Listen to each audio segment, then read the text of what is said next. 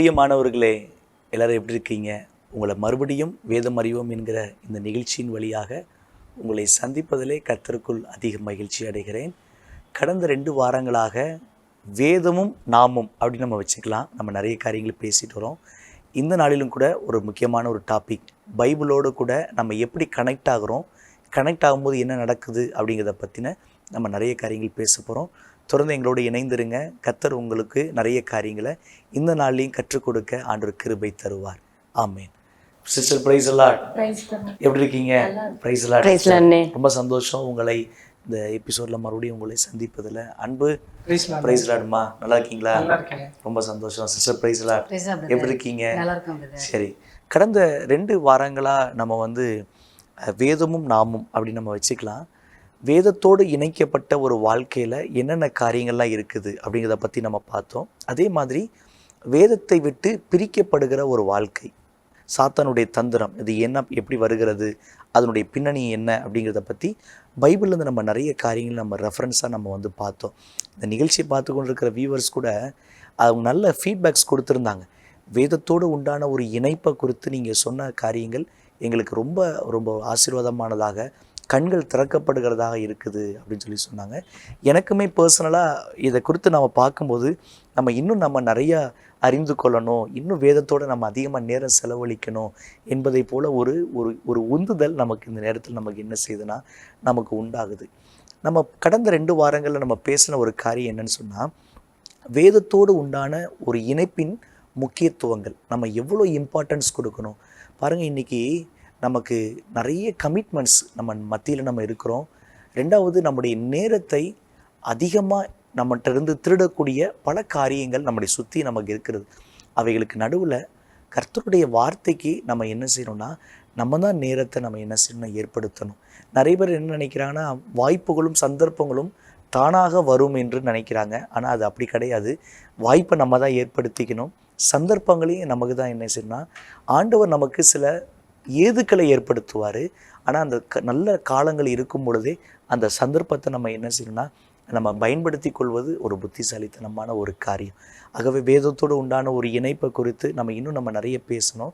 இன்றைக்கி நம்ம என்ன பேச போகிறோம்னு சொன்னால், வேதத்தோடு உண்டான ஒரு இணைப்பில் என்ன மாதிரியான நன்மைகள், அதாவது என்னுடைய ஆவிக்குரிய வாழ்க்கையிலையும் சரி, என்னுடைய சரிகிற பிரகாரமான காரியங்களையும் சரி, என்ன மாதிரியான மாற்றங்கள்லாம் நடக்குது, அதை பற்றி பைபிளில் என்ன சொல்லப்பட்டிருக்குது, பரிசுத்தவான்களுடைய வாழ்க்கையில் என்ன மாதிரி நடந்திருக்குது. ஏன்னா நமக்கு இந்த நன்மை நமக்கு தெரியணும் இல்லையா? தெரிஞ்சிருந்தால் தானே நம்ம வேதத்தோடு எப்படி நம்ம இணைக்கப்படலாம் அப்படிங்கிறத பற்றின காரியங்கள் நம்ம புரிதலோடு நம்ம இன்னும் அதுக்கு நம்ம இம்பார்ட்டன்ஸ் நம்ம கொடுப்போம் இல்லைங்களா?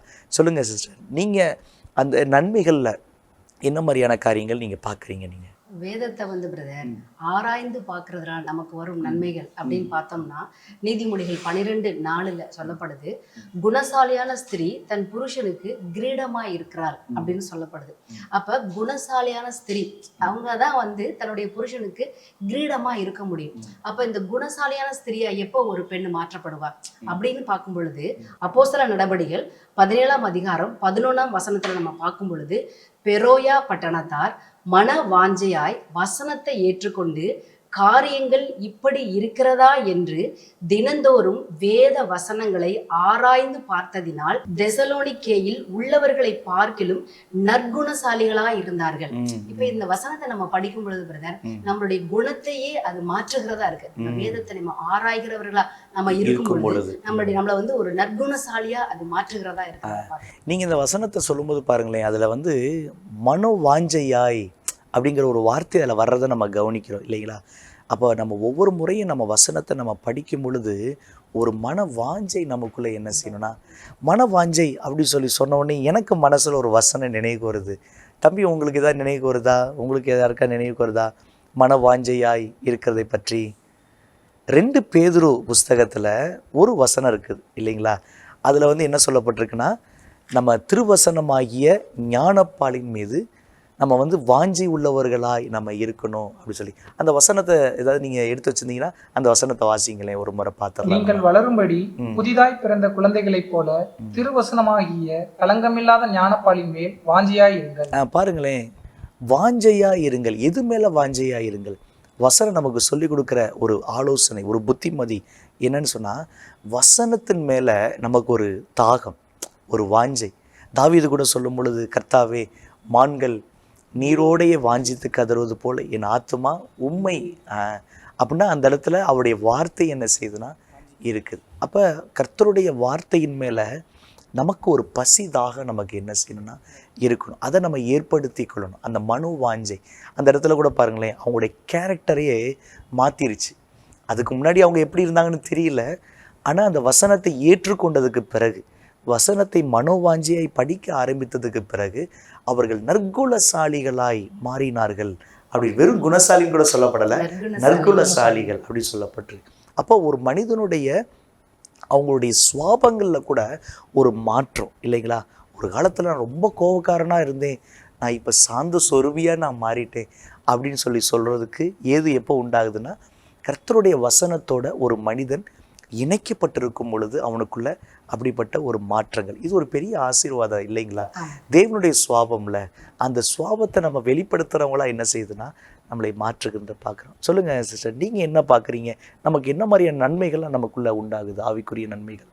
வார்த்தையினால ஒரு ஆவிக்குரிய நன்மை உண்டாகுது. அது தாவீது சங்கீதம் 119:103 சொல்றாங்க, உம்முடைய வார்த்தைகள் என் நாவுக்கு எவ்வளவு இனிமையானவைகள், என் வாய்க்கு அவைகள் தேனிலும் மதுரமாய் இருக்கும் அப்படின்னு சொல்றாங்க. தேவனுடைய வார்த்தைய தேனோடு ஒப்பிடுறாங்க. தேனுக்கு அநேக நல்ல குணங்கள் உண்டு. மருத்துவ குணமும் கூட இருக்கு இல்லையா? அந்த தேன்ல முக்கியமான ஒரு குணம் என்னன்னா கண்களை தெளிவிக்கக்கூடியது. அதே தாவீது 19ஆம் சங்கீதம் 19:10 சொல்லியிருப்பாங்க, கர்த்தருடைய கற்பனை தூய்மையா இருக்குது, அது கண்களை தெளிவிக்கிறதா இருக்குது, என்னுடைய கண்ணை இன்னும் பிரைட்டா ஆக்குது, என்னை தெளிவுபடுத்துது அப்படின்னு சொல்றாங்க. சங்கீதம் 81:16 கண்மலையின் தேனினால் என்னை திருப்தி ஆக்கும் சொல்லி தாவீது சொல்றாங்க. அப்ப கண்மலையின் தேன் அப்படின்னு சொல்லும் பொழுது, கண்மலைன்றது கிறிஸ்துவாகிய வார்த்தையானவர். அவருக்குள்ள புறப்படுகிற தேனாகிய கண்களை தெளிவிக்கக்கூடிய குணம் நிறைந்த வார்த்தைகளால என்னை திருப்தி ஆக்கும் சொல்லி தாவீது சொல்றாங்க. இப்ப நீங்க சொன்ன இந்த காரியத்துல ஆண்டுடைய வசனத்துக்கு ஒரு பரிமாணம் இருக்கிறத பத்தி தாவீது சொல்றார். நீங்க நல்லா பாருங்களேன், ருசித்த ஒரு மனிதனால மட்டும்தான் தன்னுடைய அனுபவத்தை சொல்ல முடியும். இந்த இடத்துல தாவீது அவர் எழுதலை, தன்னுடைய அனுபவத்தை அவர் காட்டுறார். அப்போ கர்த்தருடைய வசனம் அவருடைய வாழ்க்கையில் எப்படி இருந்திருக்குன்னா ஒரு தேன் மாதிரி இருந்திருக்குது. அப்போ அதை கொஞ்சம் கவனித்து பார்க்கும்பொழுது, இவங்க சொன்ன அந்த வசனங்கள்லாம் ஒப்புமைப்படுத்தி பார்க்கும்போது என்ன நடக்குதுன்னா, நம்முடைய மனக்கண்கள், நம்முடைய உள்ளான மனிதனுக்கு ஒரு கண்கள் இருக்குது. அந்த கண்களை பிரகாசமாக நம்மளுக்கு என்ன செய்யுதுன்னா தெளிவிக்கக்கூடியதாக இருக்குது. ஆக்சுவலாக உண்மையிலே என்னென்னா, நம்ம புறம்பான கண்களில் பார்க்குற காரியம் குறைவு, நம்முடைய மனக்கண்களில் நமக்கு மறைந்திருக்கிற நிறைய காரியங்கள் நம்ம மனக்கண்களுக்கு தான் என்ன செய்யணும், அது தெரிய வரும். அதை எங்கே நம்ம அறிந்து கொள்கிறோன்னா, வசனத்தோடு இணைக்கப்பட ஆரம்பிக்கும் போது. தாவீது கூட மனவாஞ்சியாக தானே இருந்தார் வசனத்தை படிக்கும்போது. அப்போ அவருடைய வாழ்க்கையில் ஒரு எக்ஸ்பீரியன்ஸ், ஒரு தாவீது ஆண்டவரால் பயன்படுத்தப்பட்ட ஒரு நல்ல ஒரு வல்லமையான ஒரு பாத்திரம் இல்லைங்களா?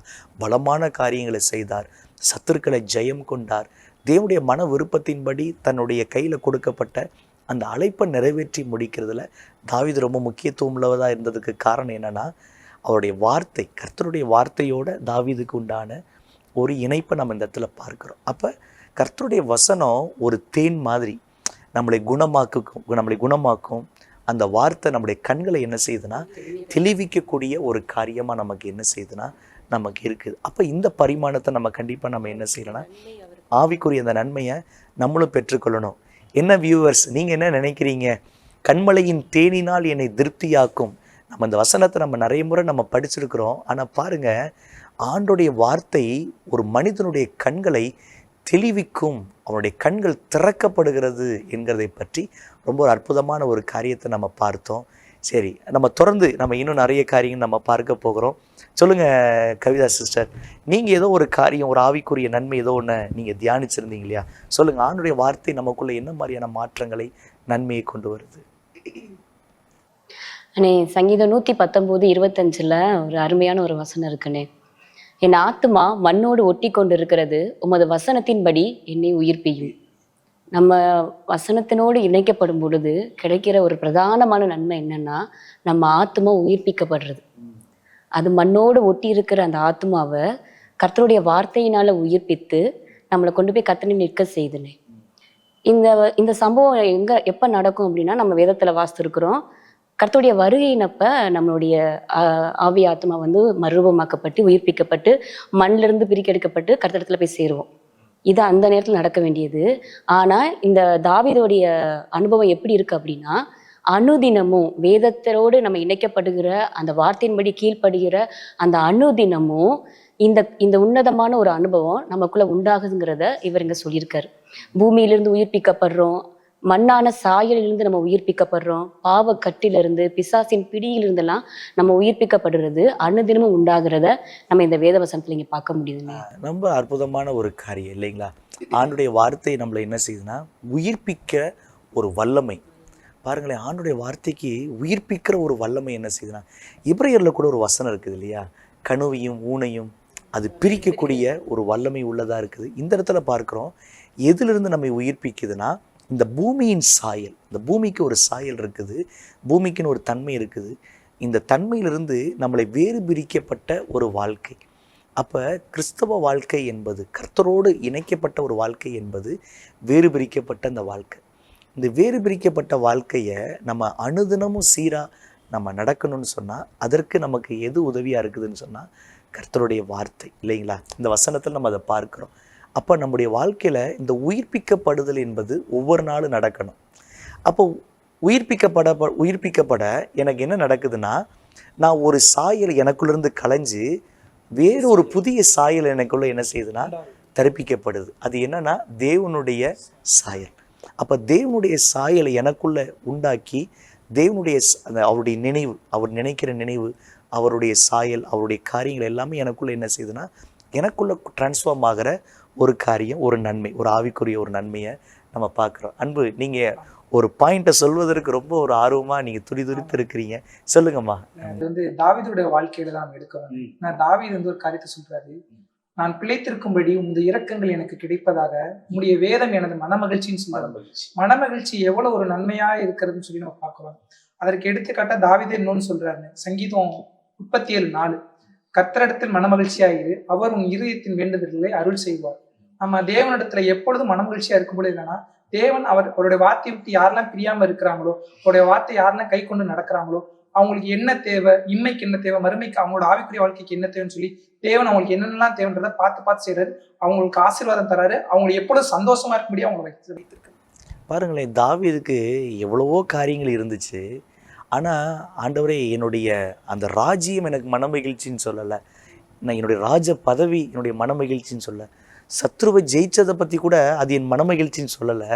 ஆனால் உம்முடைய பாதத்தில் அமர்ந்து உம்முடைய வசனத்தை தியானிக்கும் பொழுது எனக்கு அது ஒரு பெரிய ஒரு மனமகிழ்ச்சியை எனக்கு, அது உண்மையாகவே ஒரு பெரிய ஆசீர்வாதம் இல்லைங்களா? ஏன்னா கர்த்தருடைய வசனத்தின் மூலமாக ஒரு மனிதன் மனமகிழ்ச்சியை பெற்றுக்கொண்டா கண்டிப்பாக எதுவுமே அவங்களை என்ன, அவருடைய மனமகிழ்ச்சி வந்து ஆரம்ப காலகட்டத்தில இருந்து முடிவு வரைக்கும் ஒரே நிலைமையில இருந்துச்சு. அவர் ஆடு மேய்த்த பொழுது அதே மனமகிழ்ச்சியில தான் இருந்தாரு, ராஜாவா மாத்தின பொழுது அதே மனமகிழ்ச்சியில இருந்தாரு. ஆமாம், உண்மையாகவே பாருங்கள், தாவீது நம்மை போல ஒரு பாடுள்ள மனிதன்னே சொல்லலாம். ஏன்னா ஒவ்வொரு கட்டத்திலையும் நிறைய சவால்களை, நிறைய காரியங்களை, போராட்டங்களை சந்திக்கிறாரு. ஆனால் அவைகளுக்கு நடுவில் அவரை காத்து கொள்வதற்கு அவருக்கு கர்த்தர் கொடுத்த அந்த வசனம் அவருக்கு என்ன செய்யுதுன்னா ஒரு பெரிய கேடகமாக இந்த இடத்துல இருக்கிறத பார்க்குறோம்.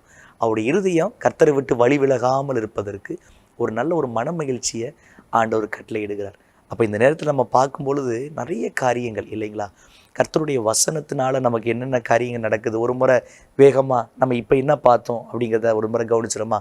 முதல் காரியம் என்ன, என்னை ஒரு நற்குணசாலிகளாய், அதாவது நல்ல என்னை ஒரு தேவனுடைய சாயல், ஒரு நல்ல என்னுடைய கேரக்டர் தேவனுடைய கேரக்டராக என்ன செய்யுதுன்னா மாற்றப்படுகிற ஒரு தன்மையை நம்ம பார்க்கிறோம். ரெண்டாவது காரியம் நம்ம என்ன பார்த்தோம்னா கண்களை தெளிவிக்கக்கூடிய ஒரு ஆவிக்குரிய ஒரு நன்மை. மூணாவது காரியம் நம்ம என்ன பார்த்தோம்னா நம்மள வசனத்தின்படி உயிர்ப்பிக்கிற ஒரு காரியம், ஒரு அற்புதமான ஒரு காரியம், என்னை உயிர்ப்பிக்கிறது. ஒவ்வொரு நாளும் நான் உயிர்ப்பிக்கப்படணும், கிறிஸ்துவோடு கூட உயிர்ப்பிக்கப்படணும், கிறிஸ்துவுக்குள் நான் என்ன செய்யணும்னா உயிர்ப்பிக்கப்படணும். அப்போ உயிர்ப்பிக்கப்பட அது எனக்கு பலனை தருகிறது, தேவனுக்கு என்று பெரிய காரியங்களை செய்ய வைக்குது. கடைசி காரியம் எனக்கு ஒரு நல்ல ஒரு மன மகிழ்ச்சி. சரி, இப்போ கூட இந்த பாருங்களேன், வசனத்தை பேசும்போது உங்களுடைய முகங்கள்லாம் பார்க்குறேன், அப்படி ஒரு மன மகிழ்ச்சி இல்லைங்களா? வசனத்தை பேச மன மகிழ்ச்சி. வசனம் சொல்லப்பட்டிருக்கு, மன மகிழ்ச்சி நல்ல ஔஷதம். ஆமாம், அந்த மன மகிழ்ச்சி வேறு காரியங்கள்லேருந்து வரக்கூடியதல்ல, வசனத்தினால வரக்கூடியது இல்லைங்களா? மனமகிழ்ச்சி இன்னைக்கு மனிதர்கள் பல இடங்களில் தேடுறாங்க, பல காரியங்களை நம்பி போகிறாங்க. ஒருவேளை மனமகிழ்ச்சி அவங்களுக்கு அது கொடுக்கலாம், ஆனால் அது உண்மையான மனமகிழ்ச்சி நிரந்தரமற்றதாகவும் இருக்கும். அது ஔஷதம் அல்ல. வசனத்திலிருந்து நமக்கு கிடைக்கிற அந்த மனமகிழ்ச்சி தான் நமக்கு நல்ல ஔஷதமாக நம்ம இருக்குது. சரி, வாங்க நம்ம நிகழ்ச்சியை முடிக்கக்கூடிய நேரத்துக்கு நம்ம வந்துட்டோம். அடுத்த வாரம் இன்னொரு முக்கியமான ஒரு டாப்பிக்கை பற்றி நம்ம பேச போகிறோம். நீங்கள் எல்லோரும் ஆயத்தமாக வந்துடுங்க. என்ன வியூவர்ஸ், நீங்கள் எல்லோரும் எப்படி இந்த நிகழ்ச்சியை பார்த்து உங்களுக்கு எப்படி இருந்தது? கண்டிப்பான முறையில் உங்கள் ஃபீட்பேக்கை எங்களுக்கு கண்டிப்பாக தெரியப்படுத்துங்க. பாருங்கள், வேதம் நம்முடைய வாழ்க்கையில் எத்தனை நன்மையான காரியங்களை கொண்டு வருகிறது என்பதை பற்றி நம்ம பார்த்தோம். கொஞ்சம் தான் பார்த்தோம், ஆனால் நிறைய காரியங்கள் ரொம்ப அழகாக அதை நமக்கு தெளிவாக நமக்கு இந்த நேரத்தில் நம்முடைய சகோதரர்கள் சகோதரிகள் எடுத்து காண்பிச்சிருக்கிறாங்க. உங்களுடைய ஃபீட்பேக்கை தெரியப்படுத்துங்க. அடுத்த வாரம் இன்னும் இதை பற்றின மேலதிகமான காரியங்களை நம்ம தொடர்ந்து பேச போகிறோம். மறக்காமல் ஷேர் பண்ணிடுங்க, தொடர்ந்து இணைந்திருங்க. கர்த்தர் உங்களை ஆசீர்வதித்து காப்பார். God bless you.